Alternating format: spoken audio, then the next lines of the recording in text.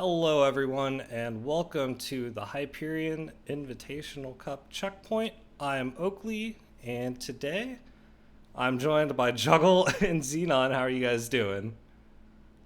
I'm doing great tonight. The I'm a juggle. ghost He's a in here. ghost. Look This at this. is There interesting apparently there's green phenomena. in my yellow suit. I'm gonna Oh have to go no. change.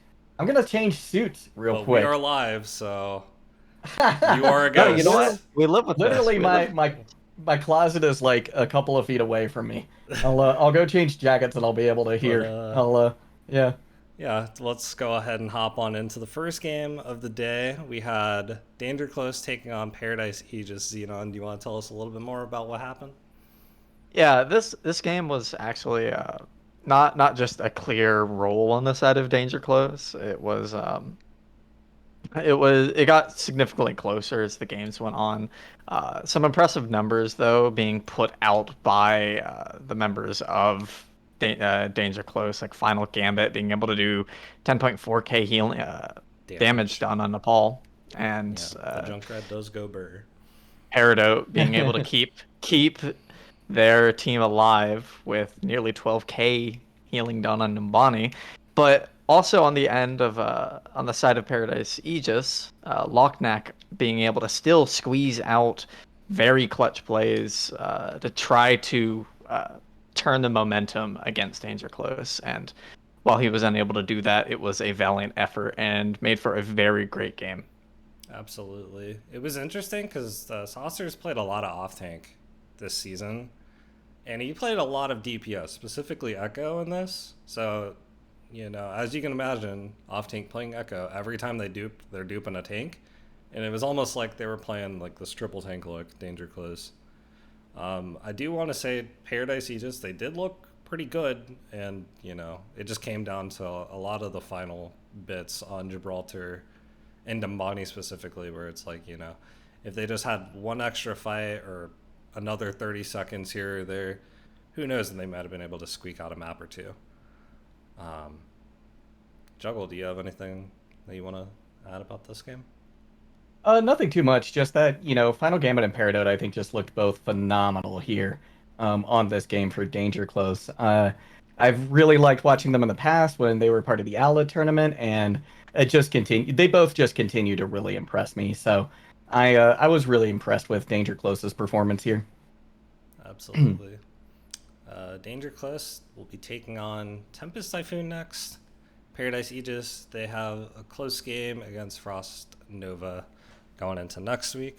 Our next match that we had last week was Tempest Typhoon taking on Kaiju Core Clover. And if I'm being honest with you, this one was kind of a one-sided stomp. Kaiju Core Clover, they came out ready to go.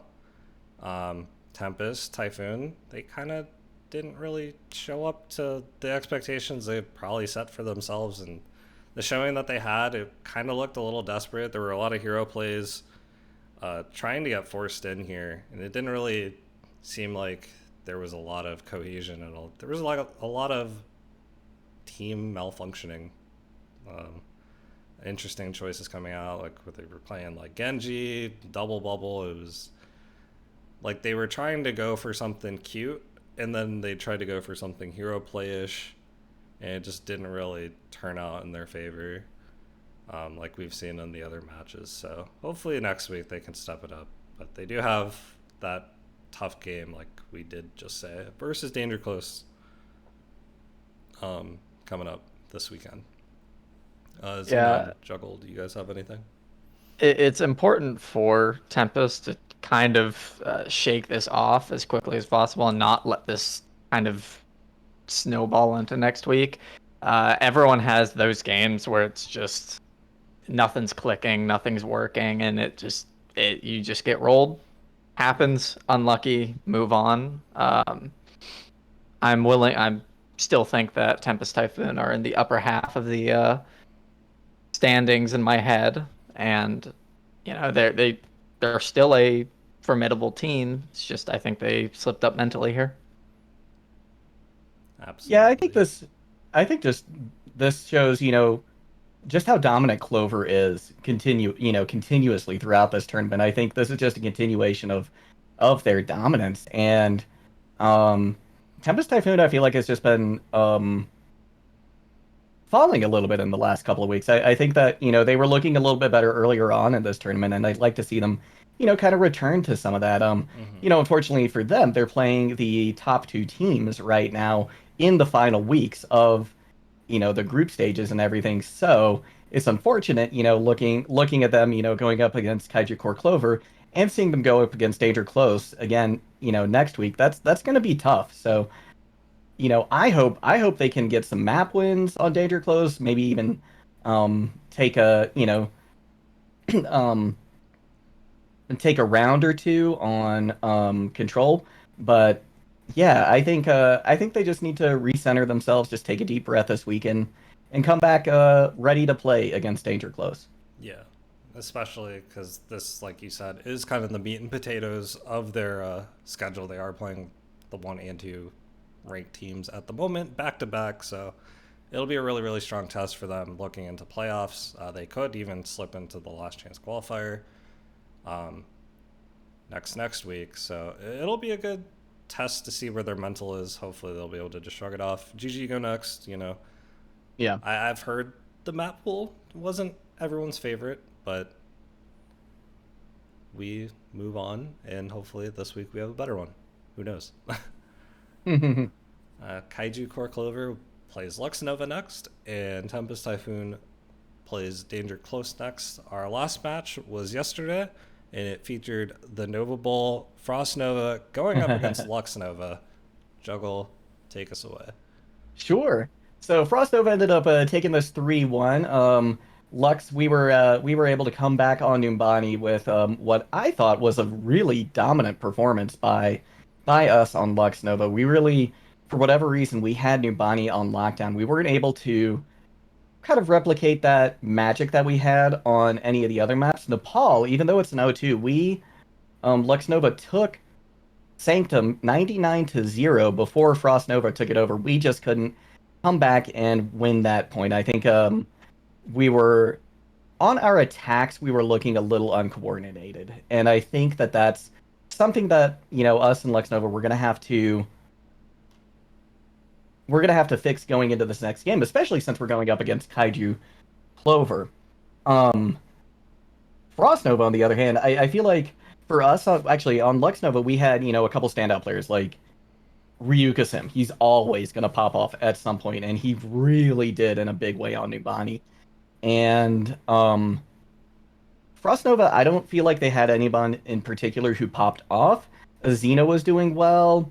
Cabadoza was doing well, but I don't feel like anyone carried the team. I feel like it was a team win for Frost Nova. They were just more coordinated and clean with a lot of their gameplay. Whereas for us on Lux Nova, we have, I think, like a lot of pop-off players. And if those players don't pop off, we don't tend to get the wins. But, moving forward, this is a brand new team, like we've said in the past. And our coach is also getting used to us as well. So I think some of the compositions we played weren't ideal for the individual players' hero pools. And so I think going forward, we're going to have a much better handle on what we excel at as a team. So, yeah, that's my breakdown of us and a little bit from Frost Nova. I want to say more about them, though, because they did a very good job of holding on to things once they got them, right? Like if you go back and you watch Nepal, once they got control of the point, they held it. On Gibraltar, once they got control of the payload, they held it, and we weren't able to push them off. So I think that was a really big strength of Frost Nova's as well. Yeah. And like you said, when you guys did take Numbani, it was looking promising on Hanamura. They capped with like 20 seconds left on first, and then yeah, we had an just figured it amazing out. cap on first. Yeah, but then they just stalled us out. Yeah. And that was actually, yeah, that was the other thing I was going to mention is once we get our team cohesion together, I think we're going to be a very scary team. Like once our team play comes up to the level of our individual play as or it comes up to the play that some of us as individuals have, then we're going to come together as a team. So I'm really excited and looking forward to that. Yeah, through the playoffs and into the next tournament we're a part of. Yep. Xenon, do you have anything that you'd like to add? Oh, I'm so sorry, Xenon. We let you down, by the way. I want to get that in before you said something. Go ahead. No worries, no worries. I have some faith left. The heart of Well, the thank you, thank you. cards, it's still Heart of the strong. cards. Yeah, I mean, it's a team that came together like literally a week or two before the tournament started, so I we're respect that. excited about our progress. I feel like every week we've done better, Mm-hmm. and this week included. Yep, For sure. for sure. Um, Lux Nova does go up against Kaiju Core Clover this coming week on Monday, and Woo! Frost Nova will be playing Paradise Aegis in another one of those mid-table battles that will decide seeding for the Last Chance qualifier in a couple weeks. So, Before we move on, I feel like Xenon had something to say, but we both cut him off, so I want to make sure he got a chance to talk about Oh no, that. no, we can move on. We can move on. Okay. yeah, so after week one, not week one, we've kind of moved a little bit past that, week four, um, we still have the top three basically settling out with Kaiju Core Clover, Danger Close, and Tempest Typhoon. In the top three, you don't need to play in the Last Chance qualifiers as of right now. And moving up is Frost Nova, moving down is Paradise, and still in the basement is Lux Nova. However, going into this week, there are still the possibilities that all the teams can move up and down a couple spots. So this weekend's matches are going to be a treat to watch. There's a lot on the line, specifically going into the Last Chance qualifier. If you have to play two games if you're in the fifth, sixth spot versus just the one if you're in the fourth spot, and then you're just sitting pretty waiting for one of the top two teams to pick you in the semifinals. When playoff time does come, you guys have anything that you'd like to add? I've Really? just been impressed with Frost Nova. I feel like they're on a climb right now, and I think they look better than Tempest Typhoon right now. I think that and I believe we'll get into predictions soon, but I'm really looking at Frost Nova to make some moves, actually. I think they're a really strong team, and they've just had maybe some bad luck with some of their first matches. Yeah. So I'm excited to see what happens next week. Yeah. And the forfeit doesn't really help them out, too. They had to Exactly, forfeit versus exactly. Danger Close. So, we haven't seen the entire picture yet Yeah. from them. Their Somber Reaper comp, like we've said in the past, scary, efficient, all their DPS, they know what they're doing. Their support's keeping it down back. They are a scary team, and they are on the rise now, so who knows where they'll Yeah. finish. Xenon, do you have anything? Nope. Alrighty, so now moving on into next week's matches, we do have Frost Nova taking on Paradise Aegis, Danger Close taking on Tempest Typhoon, and Lux Nova versus Kaiju Core Clover, rounding out all the games this weekend. The top two should be really, really good because those games have very high impacts on the playoffs. Which matches are you guys looking forward to this weekend? I'm looking at the Frost Nova Paradise Aegis game. I feel like that will. Same. I feel like that has significant ramifications, like direct ramifications on that middle table. Mm-hmm. And that depending on how that game goes, the loser gets put into a less advantageous position in the LCQ, which will come up in 2 weeks. Yeah, absolutely. And the Tempest Typhoon versus Danger Close game too. It's a little bit of contenders or pretenders for Tempest Typhoon, and it's a good mental check for them going into the playoffs. So I'm personally excited about the Clover versus Lex Nova. Number one because I'm playing in it, but number two, I want to see what we can do against the top team. Frankly, I want to see, what has made them so dominant. I want to just get to experience that now firsthand. There's some games like our first week game against Danger Close that I really wish we could go back and play again with our complete roster and where we are now. But getting to play Kaiju Core Clover towards the end of the tournament actually makes me feel really good because this is when I think we're going to be at our peak in this tournament, just because we have been getting better every week. And I'm excited to see what we can do against Clover. So, but I do have to agree with Xenon. eyes are really drawn to the Frost Nova Paradise Aegis. I think that's going to be definitely a game to look for, or to watch, Yeah. to see how that middle of the pack plays out, because, yeah, Frost Nova's been on the rise. Yeah. Going back to the Lux Nova Kaiju Core Clover game, for everyone in Hyperion's sake, we're kind of known as the Symmetra Bastion. We like to play this comp team. Mm-hmm. Would we see that comp from you guys, or is that classified information? We talk about it. I haven't taken a long look at the map pool yet to see if I feel like something like that to see if we feel like something like that would work out for us.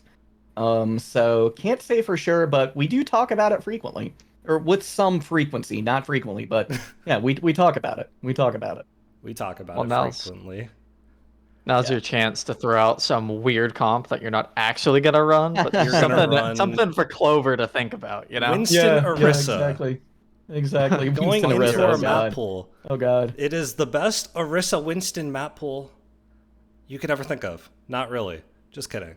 We've got Oasis as map Just 1, Greg taking notes Rialto, Hollywood, Temple of Anubis, Ilios, and then if we need to go to overtime, we've got Route 66 and Nepal.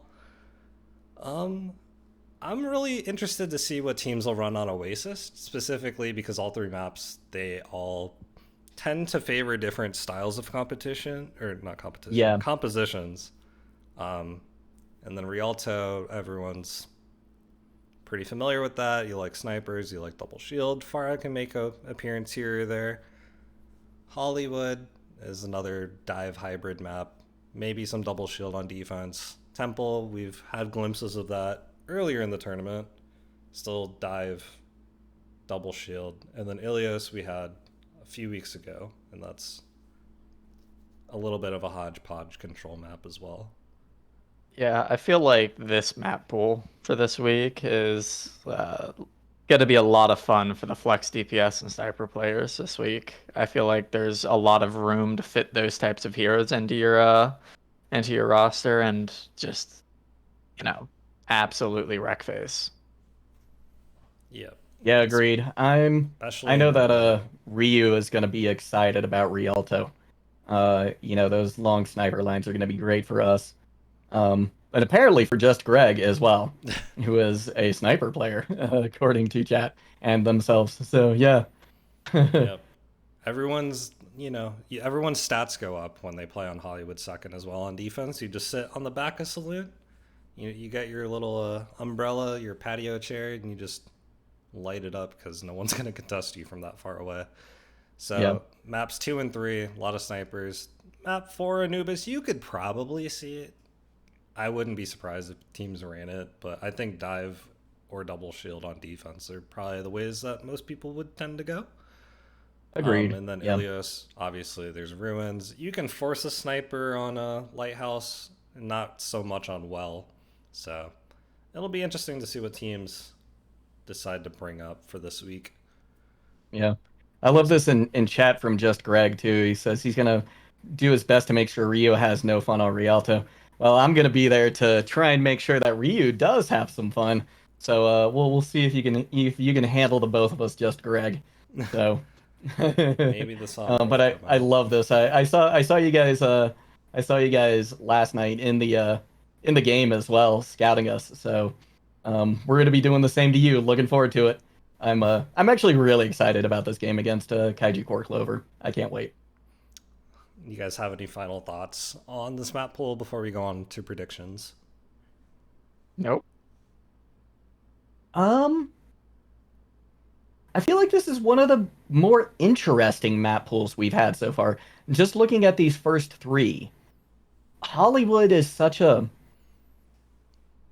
It's one of the. To me, it's one of the more unique maps in the hybrid pool.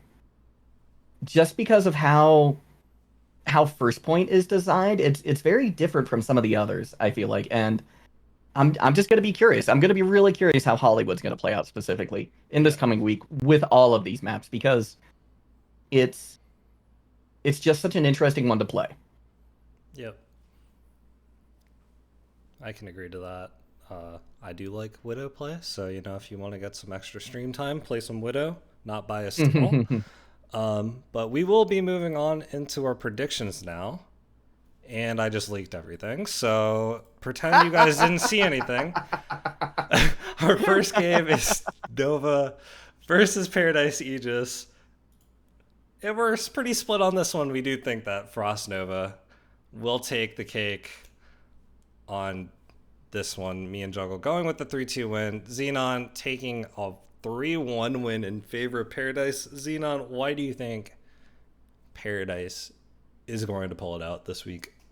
Well, Juggle kind of touched on this in his overview of the Nova Bowl, but Frost Nova seem like a very good defensive team. Once they have something, they're very hesitant to let it go, and they do a very good job of just kind of sitting on it, not letting anyone close. I feel like Paradise might be able to try to get the edge on them early, and then Frost Nova has maybe a little bit more of a difficult time attacking than they do defending, giving the edge over to Aegis in that case. Yeah. I could see that happening. We have seen Frost Nova tend to like the Somber Reaper stuff, and we have seen Paradise whip out the double shield. So that's, double shield, pretty beefy, pretty, we're not going to move anywhere going into the Somber Reaper 6-man style that Frost Nova likes to play. Now, I've been bitten by the heart of the cards this past week, but I will say it again. Kappa Nemo, don't let me down. I was bit by it last week and I got let down. I'm going with the other deck of cards. I guess I don't know what Digimon or Pokemon. Gotta catch them all, I guess. I don't know. I'm going with Frost Nova this week, so hopefully it'll be a good game.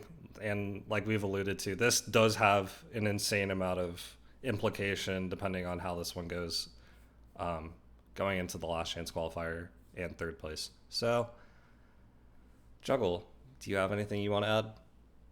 Yeah, just having played both these teams so far, and I really think Frost Nova has the edge here. Like I said before, I feel like they're on the up and up, and it was interesting because we were on our side when we were going up against Frost Nova, we were expecting to go up against the 6-man dive a lot, but then they ended up not playing it, and so I think showing that not playing it as much as we thought, and so I think showing that kind of versatility that we hadn't seen from them before is also a really big boon for them. So that's why I'm giving the edge to Frost Nova. I think it's going to be close, though. I do think it'll be close. Like I alluded to last week and I got let down, Paradise, they do have good coaching and scouting, and they always come in prepared. So it'll be a good test to see where they're at with this one. Moving on now to our next game, we do have Danger Close taking on Tempest Typhoon. And I think we're in agreement here. It will be a Danger Close win.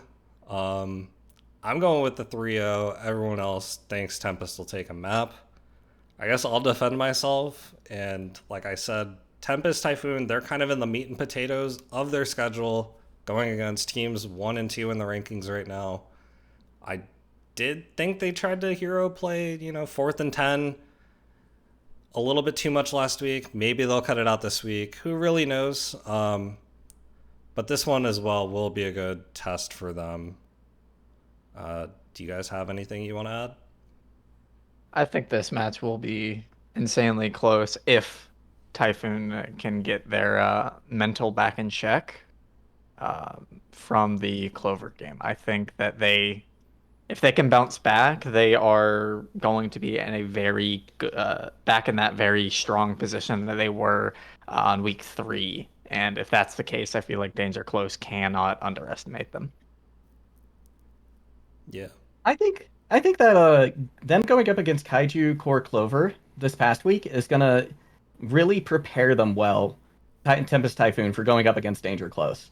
And I think because of that, they're going to be able to sneak out a map win, but I don't see much more for them than that. I think I think they've got what it takes to take a map, but I think overall this is going to go Danger Close's way pretty convincingly. But I do think Tempest Type. I think we're gonna look at a similar situation that we had Frost Nova and Lux Nova this past week. I think we're gonna see something like that. Yeah, Absolutely. It will be a big test for them, you know. They did looked a little boomed when they did play versus Kaiju. You know, this is a good chance to just reset the mental, get it in check for playoffs, because we all want to see good matches. Our last game is Lux Nova versus Kaiju Core Clover. Juggle God, we didn't ask you for a prediction because you're playing in this one. Yep. And we think you're going to get 3-0'd. So That's fine. I understand. I mean, you know, like we're the underdogs here, I think, very clearly. But I want to give Kaiju Core Clover hell. I want to make this a tough game for them. You know, I want to come out with a win. I want to surprise everybody. But yeah, we know we are going against the top dogs here.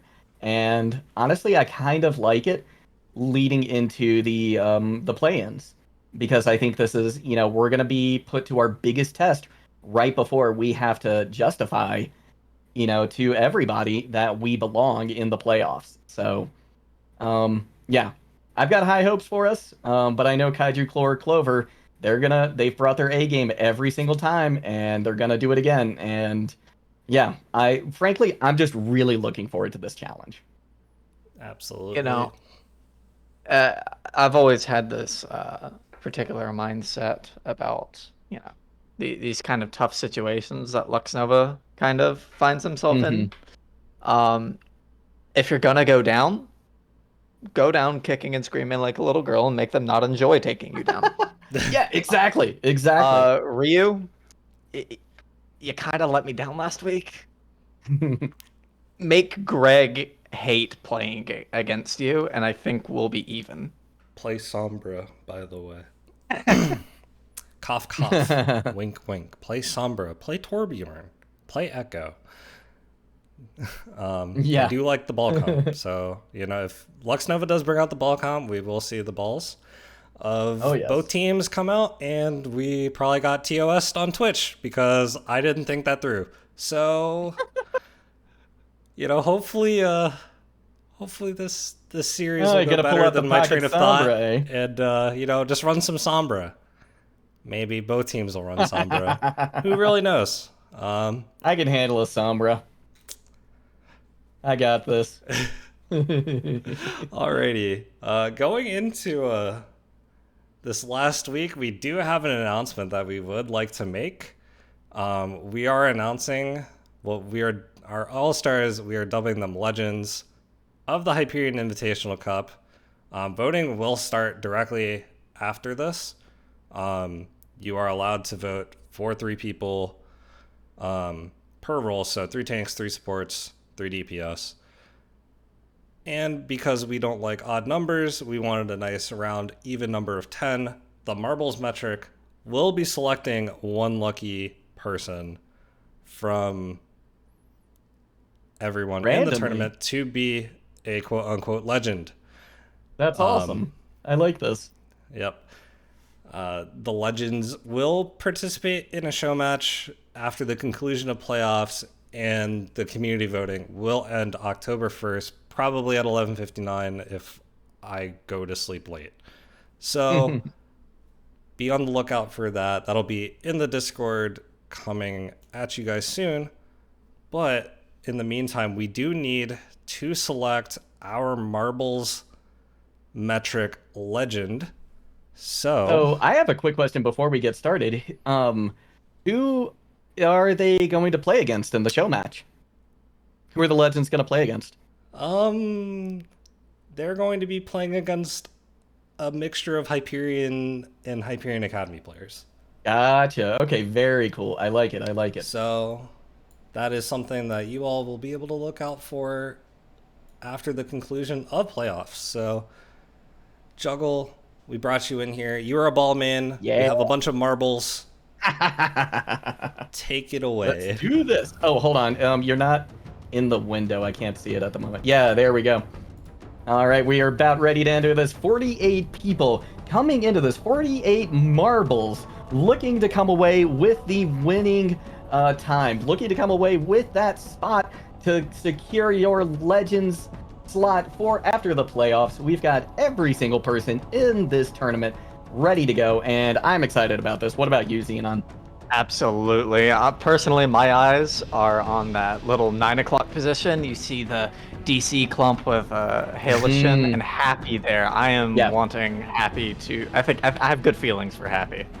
All right. Yeah, now I find this interesting here. We've got two fantastic DPS, Ryuka Sim and Ricey, kind of in their own areas on this as well. They've kind of got their own starting position, so they're looking to really, I think, gun it, right? Like just go for it as fast as they can, right down the center, and get an early lead here. Jab Gamer as well from Tempest Typhoon. So interested about those three. And away we go.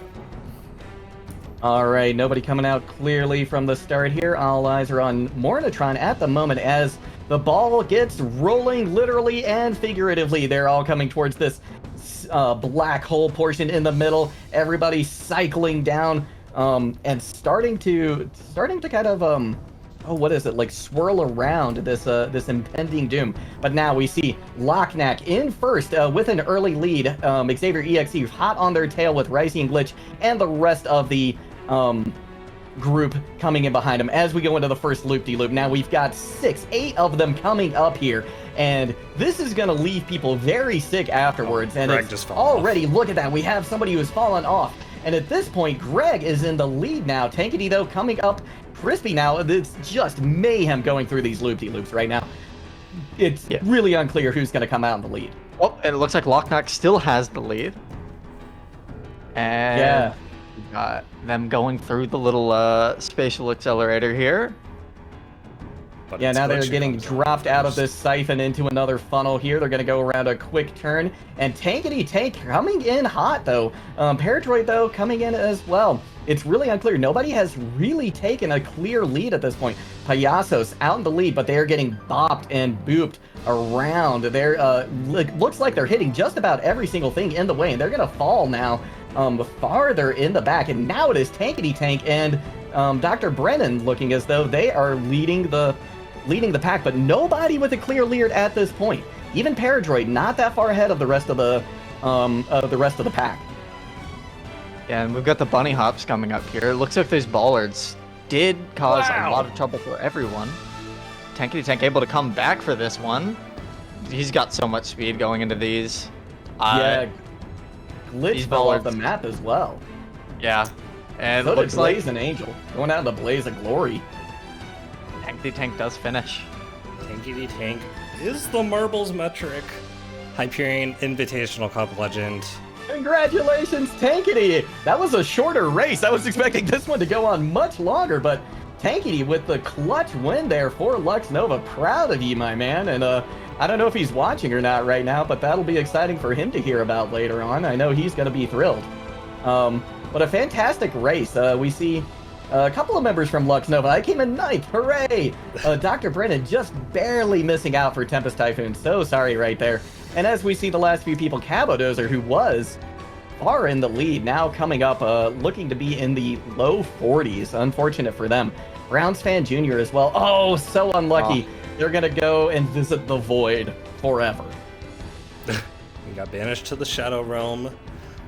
Seeing as like we like to reference Yu-Gi-Oh here. Ooh, early Vincent coming in late there at the end, but Tankity Tank, proud of you, my man. You get to participate in this in the legends at the end. So thank you for representing Lux Nova. I am thrilled about that.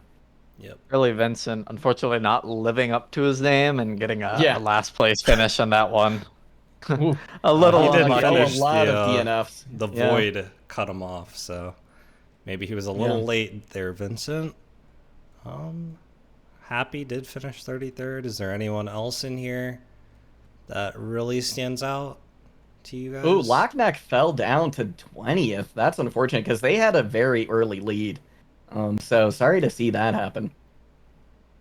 Absolutely, but the marbles metric has spoken. The marbles metric has spoken once again. And Tankity look at Tank, that time, 7 seconds in the lead too. Yeah. That's a massive blazing lead. time. Yeah. Blazing time. But that will be it for the marbles metric. Seeding in the tournament. So sorry, early Vincent. No retries here. So sorry. Put us back in, coach. Not gonna happen this time. Probably This was not a going to one and happen. done. But thank you all for participating, even if you Yep. didn't realize you were. Yep. That will do it for the last marbles metric of the regular season. We do have playoffs. I'm not a Juggle is ghost no anymore. longer a ghost. He does have a red suit on now. And Yep. that will be it for us here on Checkpoint. I've been Oakley, joined in the booth once again by Juggle and Xenon. And we'll catch you all this weekend for some really good Overwatch games. Hope to see you guys soon.